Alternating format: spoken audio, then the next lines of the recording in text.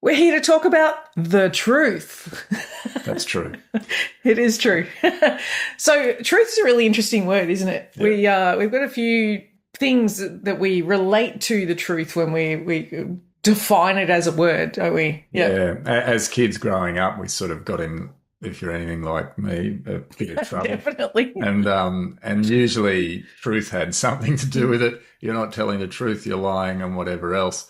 And along with that came concepts being good and bad and that sort of thing. And so when we're not being truthful as kids, it meant we're bad. It meant that then therefore we missed out on stuff that we wanted. And that could have even been we missed out on the love and connection, or the sense of love and connection from our parents. And then there was a pain, there was a pain associated with that.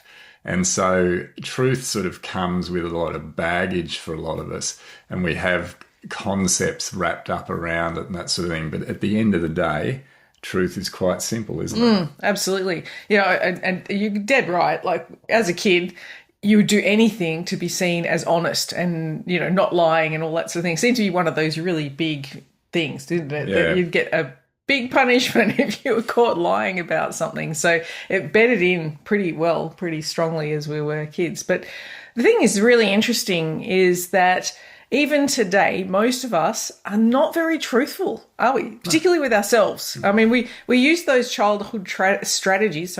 We use those childhood strategies as a way of trying to look like we're being truthful, even though we may have done what we said we didn't do, those sorts of things.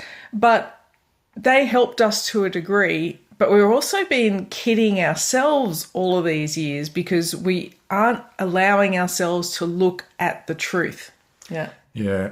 And it comes at a cost. We don't get away with bullshitting ourselves, essentially, even if we think we do. But I think a lot of times we're dishonest with ourselves. We don't even know we are being. We sort of, it's an unconscious thing. We don't sort of decide, I'm going to try and trick myself with a bit of a lie here. It's just that we're unaware that we're not being truthful with ourselves and maybe others. And there is a cost, because when we're not being with the truth, we miss out on being with reality. And so we don't get to experience reality. So that sounds pretty odd, probably, but how do the two relate? But it comes back to what is truth, and when you look at truth, it's pretty straightforward. It's just what's going on minus the emotion. Yeah, that's so true. It really is, isn't it? It's so true. Yeah. Okay, this could go on a long while we're on this one. Anyway, but because when we think we know what's going on, we're in some version of reality that, if we're not aware, cannot not be tainted by our past, for example. So, the way two people see one thing is going to be influenced by many things. Our past stories, our avoidance of certain emotions, our desire to control and manipulate an outcome, all these things, and more, by the way, just sort of piling on top of the current experience, and basically makes us blind to actually what's going on. It's like when my glasses get really dirty, I can't see. I really shouldn't let them get that dirty. But if they do, it's really tainting what I perceive is going on, and it's not the truth of what's going on. And we sort of forget that, don't we? Yeah, that's right. It's a lens that we're looking through, which is a filter on top of the truth. It's overlaid on the truth. So we know that when we're living unconsciously, we're just going about things in default mode.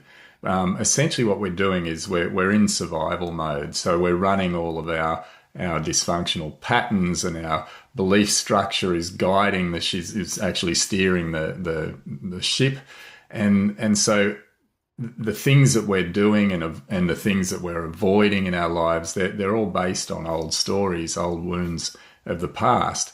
And we're overlaying that on our new experiences, and we think that, well, it's unconscious. We don't actually think at all, but it's like that's what's really going on. I'm having this experience right now, and I'm feeling this way about it. I'm having these thoughts about it. It's just, it goes unquestioned because that's how it is. That's reality, but it's actually not reality. It's the past being laid on reality. So we're dragging that forward all the time. Whenever we're doing that, we're not being with the truth, because we're not being, we're actually putting our attention and our energy into our past stories and keeping them alive. It's like we're continually resuscitating our own limitations, you know? Yeah, absolutely. And, the thing is that we're then emotionally embellishing everything, aren't we? And we think that those emotions are helping us, but because they're automatic and unquestioned, they're only really going to lead us to the same outcomes we've always got. So, there is a way of being able to transcend that automatic emotional state and to be with the truth and then move forward, maybe in a new way, or might be completely the same old way you've always done, because that's actually in accordance with your truth. But without the stopping and questioning for a moment, and it doesn't take long, like literally seconds, you can just be with the truth and pair it back to, without the emotional embellishment or the feelings that are automatically coming up in me, what is the truth? What is actually going on here? Because I guarantee it's nowhere near as big and as broad as your emotional body wants to tell you it is. Yeah, it's like running a quick fact versus fiction lens here. If I look through the lens of facts versus fiction, it's how does this look through there? And the thing that happens is you're becoming conscious in that moment about what's actually playing out, what experience you're having, and you're suspending your emotional state, and what's coming up for you, because you need to do that in order to run that simple little process. It's like, okay, well, he said that. I felt like this, but it's like he just said that.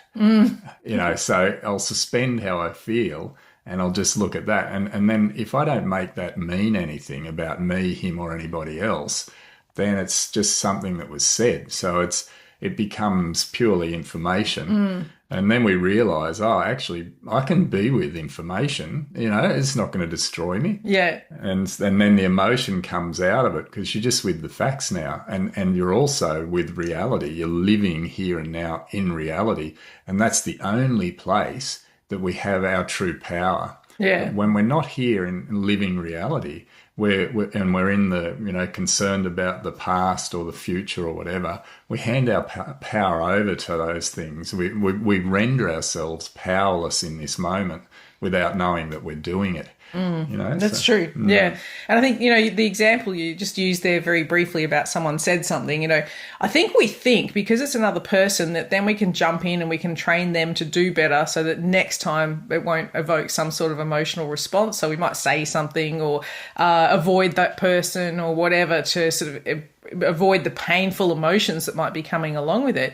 But it even happens when we're dealing with just normal situations in life, circumstances. So say, for example, you stub your toe on the couch, right? You're walking past, you stub your toe. Now, you might just automatically jump into this whole monologue in your own head about the universe hates you, you're so, life is just terrible and blah, blah, blah, and this is the last straw and everything's against me and all these sorts of things. But if we pair it back to the truth, I stubbed my toe, and maybe even acknowledge I wasn't paying attention or something along those lines, we're actually getting closer to the truth and we can shed the emotions and not make this whole tale of woe in hope that some other entity is listening to us and then maybe gifting us with some good fortune instead of a broken toe. Whereas if we're just with the truth, we can just go, oh, I stubbed my toe. Let me go find some ice. Silly me, wasn't paying attention. End of story, right? But a lot of people will then throw out the rest of the day, if not the rest of the week, and go, it's just a terrible time. So I'm hopeless. I'm against powerful forces that are much bigger than I am. So we just want to be better at being with the truth.